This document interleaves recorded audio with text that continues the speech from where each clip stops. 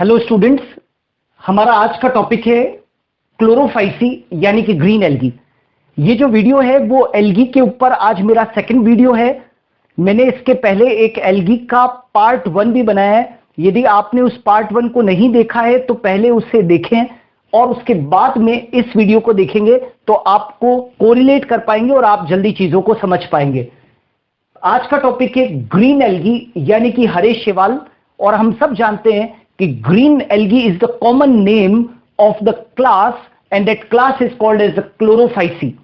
ये ध्यान रहे कि ये वाली जो एल्गी है क्लोरोफाइसी, ऐसा माना जाता है कि ये सबसे एडवांस्ड एल्गी है, सबसे आधुनिक एल्गी है, और ऐसा मानते हैं कि जितने भी आधुनिक प्लांट है उन सब की जो उत्पत्ति हुई है वो इसी ग्रीन शैवाल से ही हुई है, ऐसी मान्यता है। ओके, नाउ ये जो क्लोरोफाइसी है इसका फैलाव बहुत ज्यादा है।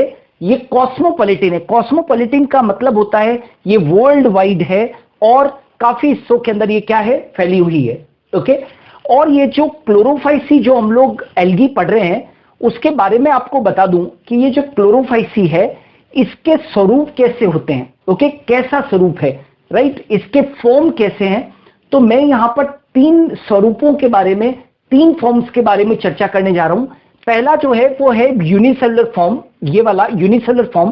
दूसरा जो है वो आप देख सकते हैं कॉलोनियल फॉर्म, राइट, और तीसरा जो है वो मल्टी सेलुलर फिलामेंटस फॉर्म। इन 3 रूपों के बारे में हम चर्चा करते हैं। सबसे पहले ग्रीन एल्गी का जो ये फॉर्म है वो बहुत इंपॉर्टेंट है, और वो कौन सा, एक कोशिकीय ग्रीन एल्गी का स्वरूप। ओके, यूनिसेलुलर ग्रीन एल्गीज की हम लोग बात कर रहे हैं, और यूनिसेलुलर एल्गीज के अंदर सबसे इंपॉर्टेंट है, आप सभी जानते हैं, क्लेमाइडोमोनास। और हम जानते हैं कि क्लेमाइडोमोनास एक मोटाइल एल्गी है, और ये मोटेलिटी जो होती है वो इसकी फ्लैजिला के कारण होती है। इसके शीर्ष के ऊपर क्या पाए जाते हैं, कशाब, यानी कि क्या होते हैं, फ्लैजिला होते हैं, जिसकी मदद से ये क्या करता है, मूव करता है। ओके, यूनिसेलुलर ग्रीन एल्गी का एक और एग्जांपल है क्लोरेला। इसकी बहुत ज्यादा इकोनॉमिक इंपॉर्टेंस भी है, अभी हम लोग इसका महत्व के बारे में भी बात करेंगे।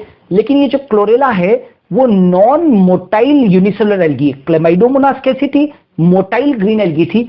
ये जो क्लोरेला है वो नॉन मोटाइल यानी कि अगतिशील ग्रीन एल्गी है। ओके, और ध्यान कीजिए कि जब हम लोग प्लांट फिजियोलॉजी के अंदर केल्विन साइकिल पढ़ाते हैं, फोटोसिंथेसिस के अंदर जब हम लोग केल्विन बेंसन साइकिल पढ़ाते हैं तो वहां पर इस चीज को मार्क करवाते हैं कि केल्विन ने केल्विन साइकिल की खोज जो है वो क्लोरेला और सिंडेस्मस नामक शैवालों में की थी।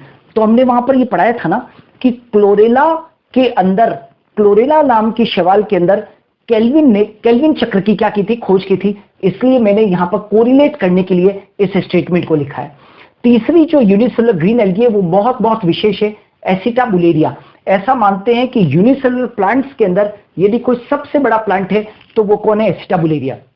और पूरे के पूरे पादप जगत के अंदर ऐसा मानते हैं कि जो लार्जेस्ट सेल है, राइट, यानी कि इसका जो एसिटाबुलेरिया का जो डायामीटर है, एक सेल का जो डायमीटर है वो कितना है, 10 सेंटीमीटर है। और ध्यान कीजिए, हम लोग जब न्यूक्लियस पढ़ाते हैं सेल बायोलॉजी के अंदर तो ये कहते हैं nucleus is the control centre of the cell, केंद्रक कोशिका का नियंत्रक होता है। ओके, और ये जो स्टेटमेंट था that nucleus is the control centre of the cell, ये हेमरलिंग ने दिया था। हेमरलिंग एक वैज्ञानिक का नाम है, और हेमरलिंग ने अपने प्रयोग जो है वो एसिटाबुलेरिया नामक शैवाल के ऊपर प्रयोग करके ये सिद्ध किया था कि nucleus is the control centre of the cell. तो इसलिए मैंने जब एसिटाबुलेरिया का जिक्र किया है तो मैंने हेमरलिंग का एक्सपेरिमेंट जो कि उसने एसिटाबुलेरिया के ऊपर किया था उसका भी मैंने यहां पर जिक्र किया है, और ये बताया था हेमरलिंग ने कि nucleus is the control centre of the cell. यदि मैं दूसरे शैवालों की बात करूं तो वो कौन सी होती है, कॉलोनियल। कॉलोनियल का मतलब होता है इनकी जो सेल्स होती है वो सेल्स की कॉलोनी होती है। ओके, कॉलोनी का मतलब क्या है, इनकी जो सेल्स होती है वो कॉलोनी के अंदर प्रेजेंट होती है, और इसीलिए तो इनको हम क्या कहते हैं, कॉलोनियल शैवाल, निबही शैवाल। Okay, means the algae are found in colonies. और याद रहे कि इनकी जो कॉलोनी के अंदर जो नंबर ऑफ सेल्स होती है वो निश्चित होती है, फिक्स्ड होती है। कई बार क्वेश्चन पूछा जाता है, एक बार एग्जाम के अंदर क्वेश्चन भी पूछा गया था शैवालों के ऊपर कि सिनोबियम से आप क्या समझते हैं, what do you mean by coenobium. तो सिनोबियम ऐसी कॉलोनी जिसमें कोशिकाओं की संख्या क्या होती है, फिक्स्ड होती है। शैवालों की ऐसी कॉलोनी जिसमें कि सेल्स का नंबर फिक्स्ड होता है, ऐसी कॉलोनी को हम क्या बोल देते हैं, सिनोबियम कह देते हैं। जैसे कि उदाहरण के तौर पर सबसे बढ़िया एग्जांपल है that is known as the volvox. Volvox is a very good example of colonial algae, right. और तीसरा जो है वो मल्टी सेलुलर फिलामेंटस यानी कि बहुकोशिकीय तंतुरूपी शैवाल। याद रखें जितनी भी ग्रीन एल्गीज है उनमें से ज्यादातर ग्रीन एल्गीज मल्टीसेलुलर फिलामेंटस है यानी कि बहुकोशिकीय तंतुरूपी शैवाल है। जैसे मैंने दो महत्वपूर्ण यहां पर ग्रीन एल्गी के नाम लिख रखे हैं, एक का नाम है यूलोथ्रिक्स और दूसरे का नाम है स्पाइरोगायरा। ये जो यूलोथ्रिक्स है और स्पाइरोगायरा दोनों ही मल्टीसेलुलर फिलामेंटस एल्गी है। और ये जो यूलोथ्रिक्स है इसको हम सामान्यतः क्या कहते हैं, पॉन्ड वूल के नाम से जानते हैं, और स्पाइरोगायरा को हम पॉन्ड सिल्क के बारे में भी हम लोग इसको जानते हैं। जब भी हम लोग किसी एक एल्गी की क्लास को पढ़ते हैं तो हमें कुछ और भी कैरेक्टर्स को बात करनी होती है। ये जो अभी आपने पढ़ा ये तो ग्रीन एल्गी किस फॉर्म के अंदर पाई जाती है, तो हमने कहा वो यूनिसेलुलर हो सकती है, वो कॉलोनियल हो सकती है, और वो मल्टीसेलुलर क्या हो सकती है, फिलामेंटस हो सकती है। अब आप देखें पिगमेंट्स, ये इसका बहुत खास पॉइंट है।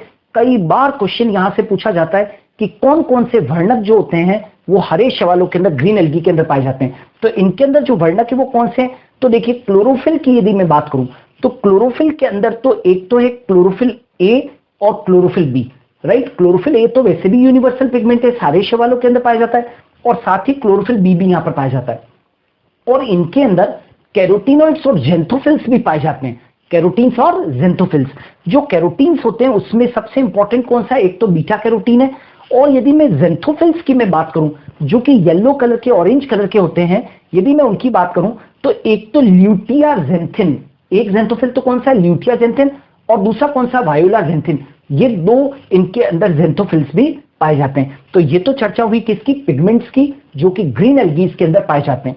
अब यदि हम बात करें कि ये वर्णक जो हैं, जो हम पिगमेंट की बात कर रहे हैं, chlorophyll A, chlorophyll B, right, ये पाए कहां पर जाते हैं, तो ये कहां पर पाए जाते हैं, तो याद रखना ग्रीन एल्गीज के अंदर डेफिनेट क्लोरोप्लास्ट होते हैं, यानी कि सुस्पष्ट इनके अंदर क्या होते हैं, क्लोरोप्लास्ट पाए जाते हैं, और उन्हीं क्लोरोप्लास्ट के अंदर क्या पाए जाते हैं, वर्णक पाए जाते हैं।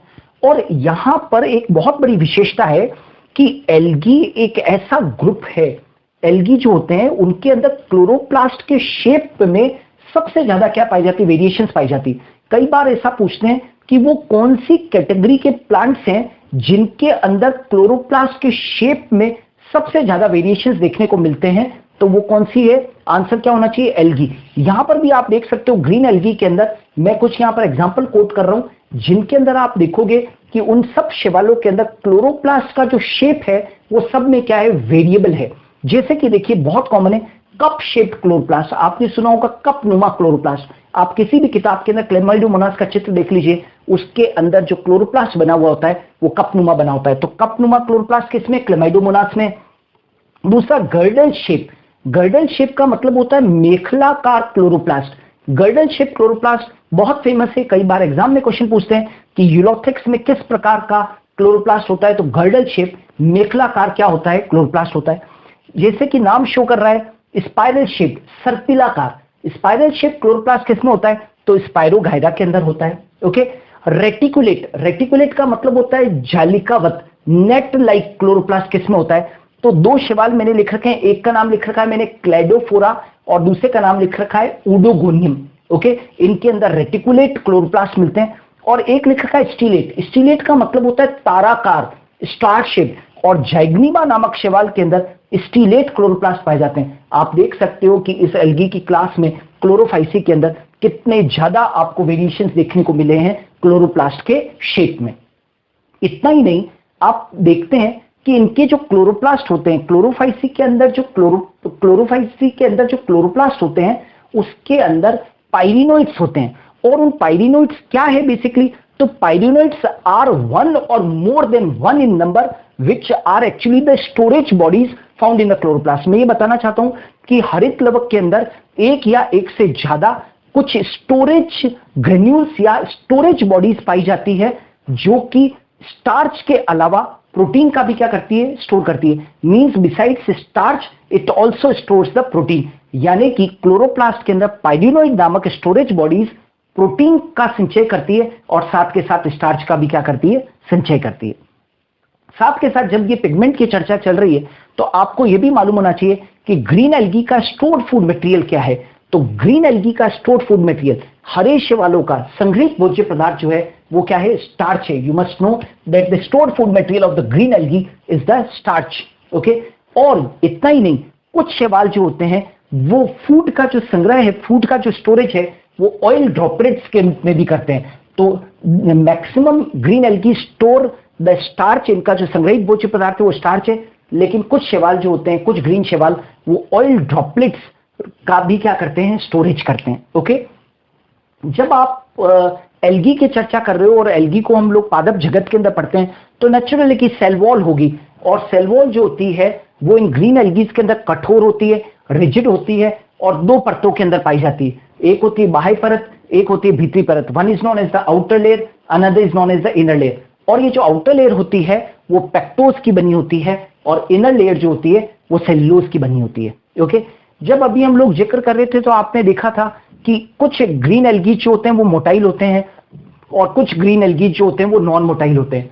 तो ये जो मोटाइल जो होते हैं उसका कारण क्या है? जो गतिशील होते हैं उनका कारण क्या है? तो इनके अंदर क्या होते हैं? फ्लैजिला होते हैं। फ्लैजिला यानी कि कशाप, जिसकी वजह से वो गति करते हैं। और फ्लैजिला का नंबर जो होता है वो कितना होता है? 2 होता है। याद रखना, ये फ्लैजिला का जो नंबर है वो कितना है? 2 है। और ये दोनों फ्लैजिला जो होते हैं वो साइज में बिल्कुल कैसे होते हैं? सेम होते हैं, इक्वल होते हैं। और हमेशा ध्यान रखो, फ्लैजिला जो है वो कहां पर पाया जाता है? शीर्ष के ऊपर पाया जाता है। It is always found at the apex, apical part के ऊपर ये पाया जाता है। ओके, नाउ यदि हम बात करते हैं क्लोरोफाइसी की रिप्रोडक्शन की, जो कि इसका सबसे बड़ा फीचर है, तो रिप्रोडक्शन 3 तरीके का होता है: वेजिटेटिव रिप्रोडक्शन, एसेक्सुअल रिप्रोडक्शन और सेक्सुअल रिप्रोडक्शन। हिंदी में बोलूं मैं तो कायिक प्रजनन, और दूसरा जो है वो अलैंगिक जनन, और तीसरा जो है वो क्या चीज होता है? लैंगिक जनन। जैसा कि हम लोग जानते हैं कि रिप्रोडक्शन में जो वेजिटेटिव रिप्रोडक्शन होता है, कायिक जनन जो होता है, वो अधिकांशतया फ्रेगमेंटेशन के कारण होता है। और फ्रेगमेंटेशन क्या होता है? जिसमें कि शैवाल जो है, जैसे मान लीजिए कि शैवाल है, तो वो तो अनेक टुकड़ों में क्या हो जाएगी? टूट जाएगी, और हर एक टुकड़े से एक नई शैवाल का क्या हो जाएगा? जन्म हो जाएगा। इसको तो बोलते हैं फ्रेगमेंटेशन। अब एक और होता है जिसको कि हम लोग बोलते हैं एसेक्सुअल रिप्रोडक्शन, अलैंगिक जनन। हम सभी जानते हैं कि शैवालों के अंदर जो अलैंगिक जनन होता है वो विशेष प्रकार के बीजाणुओं के द्वारा होता है, स्पोर्स के द्वारा होता है। लेकिन बस फर्क इतना सा होता है कि कुछ स्पोर्स कैसे होते हैं? मोटाइल होते हैं, तो कुछ नॉन मोटाइल होते हैं। कुछ फेवरेबल कंडीशन में बनते हैं, तो कुछ प्रतिकूल परिस्थितियों में अनफेवरेबल कंडीशन में बनते हैं। जैसे कि जू स्पोर्स। जू स्पोर्स सबसे कॉमन स्पोर्स हैं।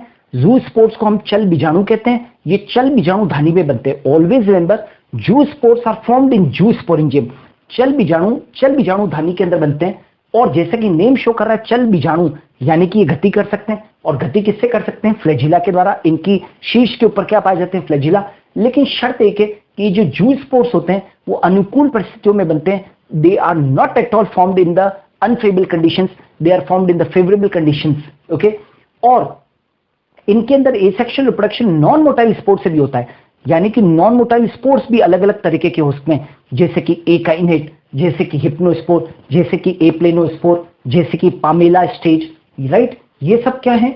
नॉन मोटाइल स्पोर्स हैं। और नॉन मोटाइल स्पोर्स जो होते हैं वो सब किस में बनते हैं? प्रतिकूल परिस्थितियों में बनते हैं। ओके, और लास्ट में लैंगिक जनन। आपने पार्ट 1 जब मेरा देखा है तो उसमें भी देखा होगा कि मैंने एल्गीज के अंदर जो सेक्सुअल रिप्रोडक्शन होता है वो इन 3 वीडियो के द्वारा आइसोगेमस, एनाइसोगेमस और ऊगेमस के बारे में जिक्र किया था। आइसोगेमस का मतलब होता है समयुग्मकी, जुड़ने वाले दोनों gamete almost same in size होते हैं। मॉर्फोलॉजी में बिल्कुल कैसे होते हैं? सेम होते हैं।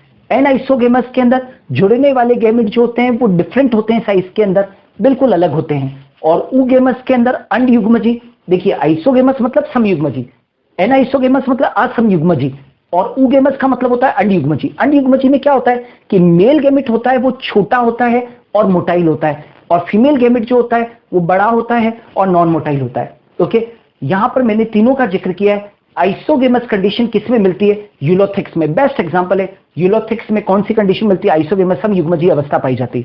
विषम युग्मजी अवस्था एनाइसोगेमस के अंदर पाई जाती है। तो यहां पर ये मैं नाम बोल देता हूं पूरा, Chlamydomonas brownie. Chlamydomonas brownie species का नाम ध्यान रखना। एनाइसोगेमस कंडीशन विषम युग्मजी अवस्था क्लेमाइडोमोनास ब्राउनी के अंदर पाई जाती है। और ऊगेमस कंडीशन, ऊगेमस का मतलब होता है अंडयुग्मजी अवस्था, ये किसमें पाई जाती है? वोल्वोक्स के अंदर पाई जाती है। तो ये तो था पूरा के पूरा रिप्रोडक्शन। अब आ जाते हैं हम लोग लास्ट में शैवालों के आर्थिक महत्व। अभी जो हम लोग आर्थिक महत्व है वो स्ट्रिक्टली केवल क्लोरोफाइसी के मेंबर्स की बात करेंगे। यहाँ पर कुछ आर्थिक महत्व मैंने यहाँ पर लिख रखे हैं। आप सब जानते हैं एंटीबायोटिक, है ना, एंटीबायोटिक के बिना जीवन संभव नहीं है। एंटीबायोटिक का मतलब होता है प्रतिजैविक। यहां पर एक एल्गी है जिसका नाम है क्लोरेला। क्लोरेला नामक ग्रीन एल्गी से क्लोरेलिन नामक एंटीबायोटिक को क्या किया जाता है, आइसोलेट किया जाता है। Means Chlorella is a source of chlorellin and chlorellin is acting as an antibiotic. दूसरा है फूड। क्लोरेला एक एल्गी है जिसका कि नाम है क्लोरेला और इसके अंदर प्रोटीन की भरपूर मात्रा होती है और इसका उपयोग जो है वो भोजन के रूप में करते हैं।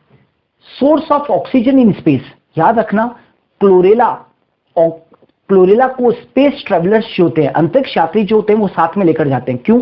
क्योंकि ये भोजन का तो स्रोत है ही है, क्योंकि इसके अंदर प्रोटीन भरपूर मात्रा में पाई जाती है और साथ के साथ जो है ये स्पेस के अंदर, अंतरिक्ष के अंदर O2 को भी क्या करती है, प्रोवाइड करती है।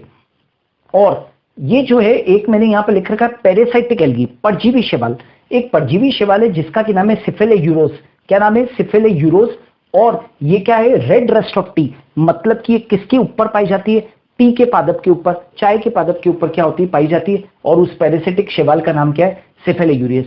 तो स्टूडेंट ये जो अपना वीडियो था ये था part 2, that is known as the chlorophyceae के ऊपर बेस्ड था। इसके बाद के वीडियोस जो है वो फेओफाइसी और रोडोफाइसी के ऊपर भी हम लोग लेकर आएंगे। मेरे वीडियोस को देखते रहिए, इन्हें लाइक और शेयर कीजिए और ज्यादा से ज्यादा बच्चों के पास में इसको पहुंचाइए। हम कंटेंट के ऊपर बहुत बहुत ज्यादा ध्यान देते हैं। जो बच्चे कोचिंग नहीं ले पा रहे हैं वो इसका पूरा पूरा लाभ उठा सकते हैं। तो प्लीज इस वीडियोस को शेयर कीजिएगा। यदि आप इस वीडियो का स्क्रीनशॉट लेना चाहते हैं तो इसका स्क्रीनशॉट ले सकते हैं। Thanks a lot.